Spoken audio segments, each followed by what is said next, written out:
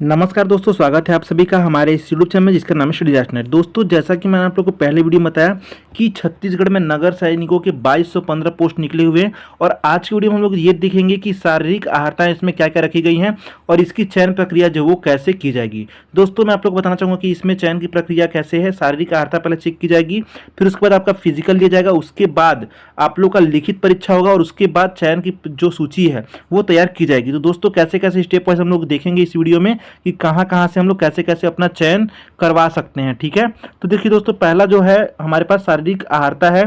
शारीरिक अहर्ता में हमारे पास क्या क्या होना चाहिए। सबसे पहला है ऊंचाई, मतलब कि हमको ऊंचाई कितनी होनी चाहिए हमारी 168 सेंटीमीटर। अगर मान लीजिए दोस्तों आप लोग सामान्य वर्ग, अनुसूचित जाति या फिर अन्य पिछड़ा वर्ग से आते हैं तो आपकी ऊंचाई कितनी होनी चाहिए 168 सेंटीमीटर होनी चाहिए।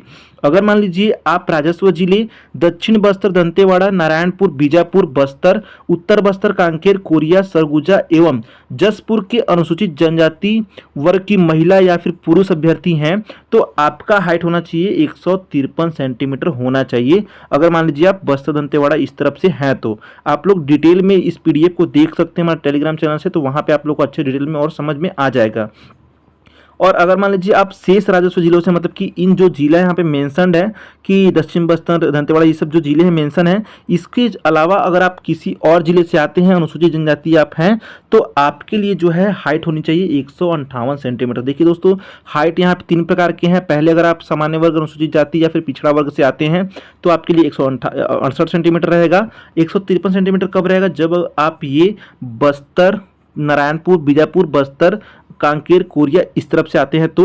और आपका 158 सेंटीमीटर कब रहेगा, जब आप शेष जिलों के अनुसूचित जनजाति से आते हैं तो। ठीक है, अगला देखिए इसी में क्राइटेरिया है सीना, मतलब कि देखिए उसके बाद सीना की जांच होगी। ऊंचाई के बाद सीना बिना फुला 81 सेंटीमीटर होना चाहिए और अनुसूचित जनजाति की अगर बात करें तो उनके लिए 76 सेंटीमीटर होना चाहिए। और उसके बाद फुलाने पर 86 सेंटीमीटर हो जाना चाहिए सामान्य वालों का, और अनुसूचित जनजाति का कितना होना चाहिए 81 सेंटीमीटर फुलाने के बाद।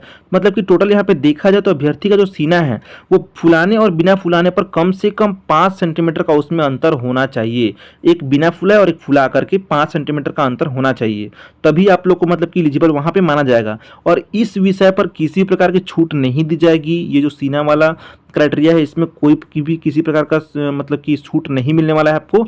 और महिला अभ्यर्थी जो है वो इस शारीरिक अहर्ता से मुक्त रहेंगे, मतलब कि उनके लिए ये जो है वो एप्लीकेबल नहीं होगा।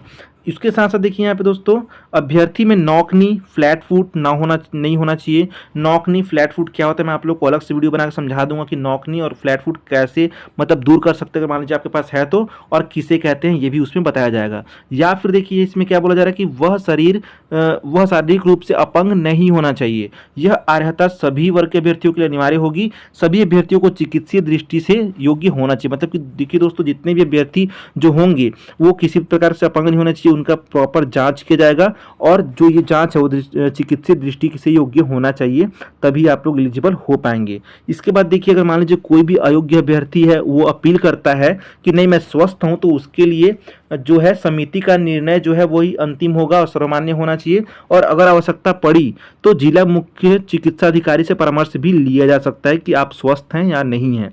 ठीक है, अभ्यर्थियों को आंखों से संबंधित कोई रोग नहीं होना चाहिए। आंखों की दृष्टि बिना चश्मे की एक आंख की 6/9 तथा दूसरे आंख की 6/12 से कम नहीं होनी चाहिए। मतलब देखिए दोस्तों, यहाँ पे आप लोग की आंखों का भी परीक्षण होगा और उसमें किसी प्रकार का कोई भी दोष या फिर रोग नहीं होना चाहिए। और मुख्य रंगों का भेद करने में अभ्यर्थी को सक्षम होना चाहिए, मतलब कि वर्णांधता का शिकार नहीं होने चाहिए। जो भी अभ्यर्थी होंगे उनको समझ में आना चाहिए कौन सा कलर यहाँ पे दिखाया जा रहा है। उसका भी एक टेस्ट होता है, मैं आप लोग को अलग से वीडियो बनाकर समझा दूंगा कि इस प्रकार का टेस्ट होता है आई चेकअप के लिए। ठीक है, अगला देखिए यहाँ पे क्राइटेरिया है शारीरिक दक्षता परीक्षा, मतलब कि फिजिकल होगा आपका। पुरुषों के लिए 100 मीटर दौड़, अगर मान लीजिए आप 100 मीटर दौड़ क्लियर करते हैं टाइम पे तो आप लोग को मिलेगा 25 अंक। 800 मीटर दौड़ 25 अंक, लंबी कूद में 25 अंक और ऊंची कूद में 25 अंक। उसके लिए महिलाओं के लिए सेम रहेगा, 800 मीटर दौड़ 50 अंक, लंबी कूद 25 अंक और ऊंची कूद में 25 अंक मिलेंगे। मतलब कि अगर मान लीजिए सब अंकों को मैं जोड़ूं तो 100 नंबर का टोटल फिजिकल होगा। और इसमें देखिए क्या होगा, सामान्य जाति के अभ्यर्थियों के लिए 100 अंकों में से 50% और अनुसूचित जाति अनुसूचित जनजाति के लोगों को 40% न्यूनतम अंक प्राप्त करना अनिवार्य होगा। मतलब कि अगर मान लीजिए आपका फिजिकल होता है तो 100 में से आपको 50 नंबर लाना जरूरी है, और अनुसूचित जनजाति व पिछड़ा वर्ग जो है उनको कितना लाना होगा, 40% अंक लाना होगा। मतलब कि 100 में उनको 40 लाना होगा और सामान्य वर्ग वालों को 100 में 50 लाना होगा। अभ्यर्थियों को उपरोक्त समस्त आइटमों में भाग लेना अनिवार्य होगा। अगर मान लीजिए आप कोई भी स्टेप मिस करते हैं, यहाँ जो चारों कार्यक्रम यहाँ पे लिखे हुए 100 मीटर दौड़, 800 मीटर दौड़, लंबी कूद, ऊंची कूद, तो आप लोग वहाँ से नॉट एलिजिबल हो जाएंगे। अपने प्रदर्शन मूल्यांकन से असंतुष्ट होने पर अभ्यर्थी द्वारा चयन समिति के समक्ष अपील की जा सकेगी, जिसका तत्काल निराकरण किया जाएगा। मतलब मान लीजिए अगर आपके साथ कुछ हो रहा है, आपके प्रदर्शन में कोई कमी आ रही है, तो आप लोग तत्काल वहीं पे जो चयन समिति होगी उनके समक्ष जाके अपील कर सकते हैं एक बार कि मुझे मौका दे जाए, फिर कुछ भी, तो आप लोग का निराकरण वहीं पे तुरंत कर दिया जाएगा। उसके बाद देखिए, उसके बाद का जो मतलब स्टेप है वो है लिखित परीक्षा। ठीक है, उसके बाद की प्रक्रिया जो है वो लिखित परीक्षा है। उसके बाद देखिए यहाँ पे लिखित परीक्षा में क्या क्या होगा। शारीरिक प्रवीणता टेस्ट में निर्धारित न्यूनतम अंक या उससे अधिक अंक पाने वाले सभी अभ्यर्थियों को द्वितीय चरण की परीक्षा अर्थात लिखित परीक्षा में भाग लेने का अवसर प्रदान किया जाएगा। मतलब कि अगर मान लीजिए आप फिजिकल में अच्छा नंबर स्कोर करते हैं तो आप लोग को लिखित परीक्षा के लिए एलिजिबल माना जाएगा और आप लोग को परीक्षा देने का अवसर प्रदान किया जाएगा।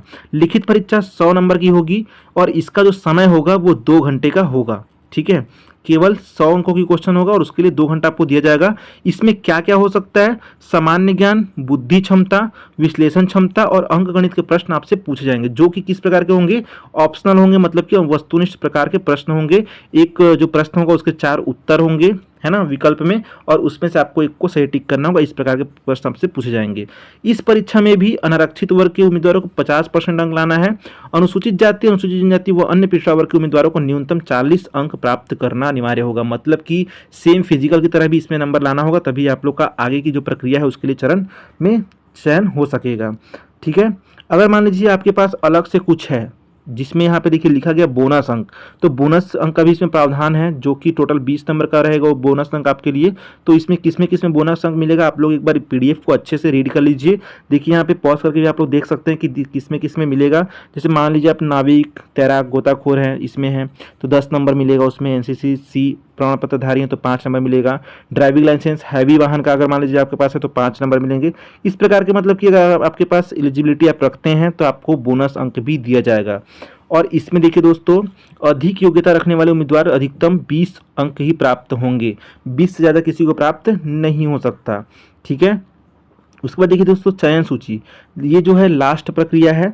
चयन सूची मतलब कि शारीरिक प्रवीणता टेस्ट, मतलब कि फिजिकल जो होगा उसमें 100 अंक और लिखित परीक्षा 100 अंक तथा बोनस अंक 20 अंक मिला करके टोटल कितना होगा, 220 अंक मिलेगा। ठीक है, 20 अंक के हिसाब से चयन सूची तैयार की जाएगी कि कितना लोग पा रहे हैं 220 अंक में। सर्वप्रथम सभी वर्ग के अभ्यर्थियों में से अनारक्षित पदों के लिए योग्य अभ्यर्थी की वरीयता सूची बनाई जाएगी। मतलब कि जितने भी योग्य अभ्यर्थी होंगे उसका वो लोग सूची बनाएंगे। इस सूची में आरक्षित वर्ग के वे अभ्यर्थी भी शामिल होंगे जो मेरिट के आधार पर स्थान पाने के हकदार हैं, एवं अनारक्षित वर्ग के विज्ञापित आरक्षित पदों के लिए पृथक सूचियां बनाई जाएगी। मतलब कि अलग अलग देखिए क्राइटेरिया के अलग अलग लिस्ट बनाया जाएगा। लेकिन अगर मान लीजिए किसी के पास प्रमाण पत्र नहीं है तो वो जो है अनारक्षित में आएंगे, मतलब कि सामान्य जनरल वर्ग में वो भी आ जाएंगे। अब देखिए यहाँ पे इंपॉर्टेंट चीज़ लिखा हुआ है कि जनरल ड्यूटी हेतु 500 स्वयंसेवी सैनिकों के पद हेतु 30% हॉरिजॉन्टल आरक्षण अनुसार महिलाओं की पृथक सूची बनाई जाएगी। मतलब कि देखिए दोस्तों, यहाँ पे आरक्षण जो है उसके लिए अलग से लिस्ट और बनाया जाएगा, किंतु चूंकि महिलाओं का आरक्षण खंडवार सीधा आरक्षण है तथा योग्य महिलाएं उपलब्ध न होने से पद आगामी वर्ष के लिए अग्रेसित नहीं किए जाएंगे। मतलब कि उसमें देखिए लड़कों को भर दिया जाएगा अगर मान लीजिए लड़कियां एलिजिबल नहीं हो पाती हैं तो। अतः जिस वर्ग की योग्य महिला अभ्यर्थी उपलब्ध नहीं होगी उस पद को उसी वर्ग के पुरुष उम्मीदवार से भरा जाएगा। देखिए यहाँ पे साफ साफ लिखा गया कि अगर मान लीजिए महिलाएं एलिजिबल नहीं मिलती है उसके लिए तो उस पद को जो है वो अगले साल के लिए कोई भी बढ़ाया नहीं जाएगा, उस पर पुरुष उम्मीदवार की संख्या से उसको मेकअप किया जाएगा। विज्ञप्त पदों की कुल संख्या का 25% वर्गवार प्रतीक्षा सूची तैयार की जाएगी। मतलब कि वेटिंग लिस्ट भी इसकी बनाई जाएगी कि अगर मान लीजिए कोई भी जो मेन लिस्ट में मतलब कोई अभ्यर्थी है वो ज्वाइन नहीं करता है तो उसको वो वेटिंग लिस्ट में से ही उसमें से सेलेक्ट किया जाएगा। उपरोक्त भर्ती प्रक्रिया जो है, इतनी सारी भर्ती प्रक्रिया जो मैंने बताई आप लोग को, वो कहाँ कहाँ होगी? रायपुर, अंबिकापुर, बिलासपुर एवं जगदलपुर संभागीय मुख्यालयों में की जाएगी। अभ्यर्थी जो है ऑनलाइन आवेदन भरने के पूर्व सभी निर्देशों को मतलब सावधानीपूर्वक पढ़ना चाहिए आपको। आप लोग को देखिए, मैं आप लोग को एक लिंक बता देता हूँ वेबसाइट का, जो कि है firenok.cg.gov.in। इसमें जाकर के आप लोग अच्छे से अवलोकन कर सकते हैं, या फिर हमारे टेलीग्राम चैनल में ये PDF जो है वो अपलोडेड है, वहाँ से भी आप लोग जाकर अच्छे से दे सकते हैं। और आप लोग को सलाह दी जाती है कि आप अन्य संबंधित जानकारी हेतु समय समय पे नगर सेना जो है, छत्तीसगढ़ नगर सेना की उपरोक्त वेबसाइट का अवलोकन बिल्कुल करते रहें। ठीक है। जो इसमें देखिए यहाँ पे टिप लिखा हुआ है कि महिला अभ्यर्थी हेतु जनरल ड्यूटी के पदों पर एवं महिलाओं एवं बालिकाओं के सुरक्षा संरक्षण समेकित कार्ययोजना के तहत छात्राओं के आवासीय संस्थाओं में नियुक्ति पद हेतु जो रिक्त पद निकाले गए हैं वो पृथक पृथक होगी, मतलब कि वो दोनों अलग अलग होगा, दोनों मिक्स नहीं होगा। और महिला अभ्यर्थी इन 2 श्रेणी के पदों में किसी एक पद के लिए ऑनलाइन आवेदन कर सकेंगे। अगर मान लीजिए कोई सोचते हैं कि मैं दोनों में आवेदन कर दूं, तो ऐसा नहीं चलेगा। केवल आप एक ही पद के लिए ऑनलाइन आवेदन कर सकते हैं। दूसरे में अगर आप करती हैं तो हो सकता है कि आप नॉट एलिजिबल भी हो जाए दोनों के लिए। महिलाओं एवं बालिकाओं की सुरक्षा हेतु चयनित महिला नगर सैनिकों को जिले के दूरस्थ छात्रावास में सुरक्षा हेतु पदस्थ किया जाएगा। मतलब कि आप लोग को सेम आपका जिला नहीं मिलेगा गृह जिला, आप लोग को दूसरे जिले में दूरस्थ छात्रावासों में सुरक्षा हेतु पदस्थ किया जाएगा। तो उसके लिए आप लोग को सोच समझ के फॉर्म भरने की जरूरत है। अगर आप मतलब करना चाहती हैं तो बिल्कुल आप लोग कर सकते हैं। आवेदन फॉर्म के साथ आप लोगों को क्या क्या संलग्न करना होगा? पहला, शिक्षा संबंधी प्रमाण पत्र, संबंधित जिले का निवास प्रमाण पत्र, जाति प्रमाण पत्र, रोजगार कार्यालय का जीवित पंजीयन प्रमाण पत्र, 2 नग पासपोर्ट साइज रंगीन फोटो लगेगा। आत्मसमर्पित, अगर मान लीजिए आप नक्सल पीड़ित क्षेत्र से हैं तो उसके लिए आप लोग को आवश्यकता हो तो जिला कलेक्टर का प्रमाण पत्र भी लगेगा। अगर मान लीजिए आप लोग को बोनस अंक लेना है तो आप लोग के पास क्या क्या होना चाहिए? NCC का C सर्टिफिकेट होना चाहिए, संभाग स्तरीय विश्वविद्यालय स्तरीय खेलकूद प्रतियोगिता में प्राप्त पदक का प्रमाण पत्र आपके पास होना चाहिए, या फिर आप लोग के पास ड्राइविंग लाइसेंस होना चाहिए जो कि भारी वाहन का होना चाहिए, और हिंदी टाइपिंग अगर आपके पास प्रमाण पत्र है तो भी आप लोग बोनस अंक के लिए एलिजिबल हैं। तो दोस्तों मैंने आप लोग को सारी क्राइटेरिया, सारे जो विधि हैं, सारी प्रक्रियाओं के चरण जो है मैंने आप लोग को अच्छे डिटेल से बता दी है। तो इसके बाद आपका काम है कि आप लोग एक बार अच्छे से रीड आउट कर लीजिएगा, अच्छे से PDF को फिर से मैंने आप लोग को टेलीग्राम चैनल में ऑलरेडी ये जो मतलब PDF है दे दिया है, तो आप लोग वहाँ से जाके एक बार रीड आउट कर लिए और बिल्कुल आप लोग जा करके ऑनलाइन आवेदन फिल कर सकते हैं 10 जुलाई से। और आप लोग को भरना भी चाहिए क्योंकि देखिए यहाँ पे पोस्ट की संख्या बहुत है, तो लगने के इसमें चांसेस बहुत हो जाएंगे। तो देखिए दोस्तों, आप लोग को हमारे चैनल को सब्सक्राइब भी कर सकते हैं आप लोग, ताकि आप लोग को जो है नए नए जो अपडेट हैं वो आप लोग को मिलते रहें और आप लोग को ज़्यादा भटकने की जरूरत ना पड़े और आप हर चीज़ों के लिए अवेयर रहें। तो दोस्तों मिलते हैं नए वीडियो में नए अपडेट के साथ। तब तक thanks for watching this video.